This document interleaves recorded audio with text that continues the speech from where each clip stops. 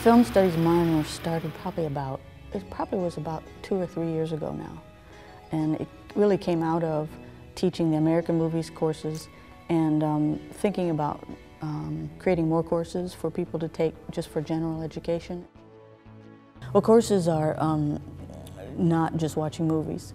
And I think there are some people who come for that thinking that it's maybe an easy course. The work of it is really about analysis. It's developing the ability to analyze films. I mean, that's the short way to put it. If you're taking like introduction to film or directors or something, then you get a variety of things you can do. Maybe keep notebooks or take tests that are allow you a little more freedom, is the way I put it. They're kind of essay tests, but they allow you more freedom. Something that's really interesting about films to me is that they're visually captivating. One of the things I say in the beginning of my film courses is, you know, you've been trained really to pay attention to plot in film, but you know, film is a visual art, and so there's all this language of the visual that you have to it's almost like you have to disengage yourself, you know, let it go, you know, and get away from just the plot, so that you can pay attention to all the things there are, the work of the camera and the light, the color, as well as things like the depth of character development, things like that. I decided to take the film studies minor because it was different from my major. I'm a psych major, and I thought it would be different than going into like a history or communications.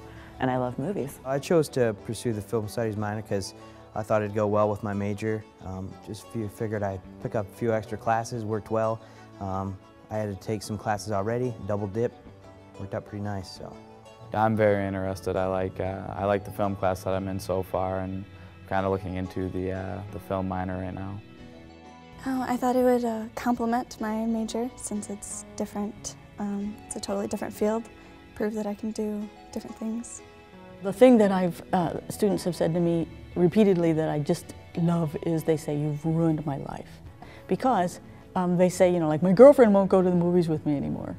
And it's because the person has come out of the movie class with all kinds of observations. So you'll be, rather than being a passive, this is a better way to put it, rather than being a passive observer and you just, you know, things wash over you and you just focus on the plot and you know, enjoy it or not and respond, you have a little bit more activity going on, intellectual activity. Well, when I first started going to see movies in theaters after taking this, I'm being less critical because I've seen where movies started and now where they've come, and it's a great leap.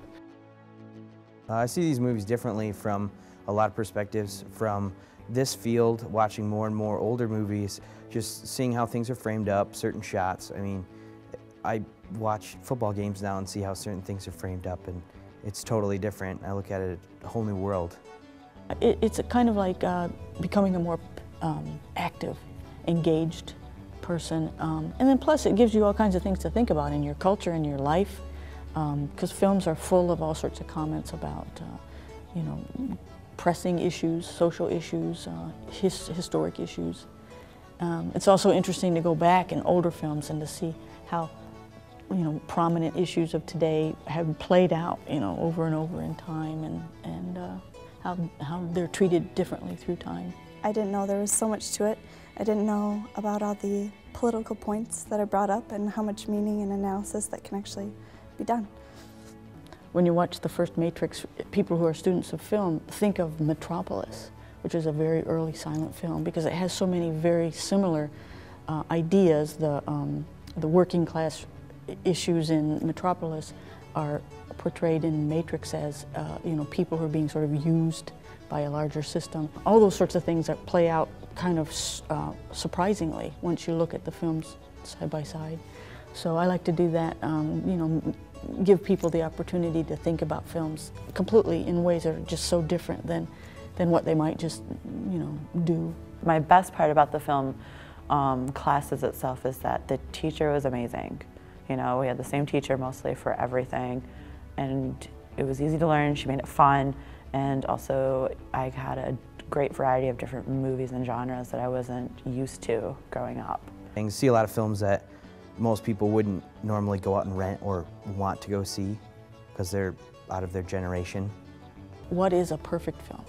So by perfect, I might say, you know, it's well balanced in all its efforts. It has good writing, it has good camera work, it has good character, it has good ideas. So everything is strong about it. But this is about, you know, language and visuals and studies and analyzing things, and so it gives a person all this sort of a well-rounded kind of approach to film, and it's the kind of minor that really suits anything. Rather than even just being a film studies without the technical know-how, there are a lot of people like that. It really makes for a real, I think employers like that are well-rounded kind of a person.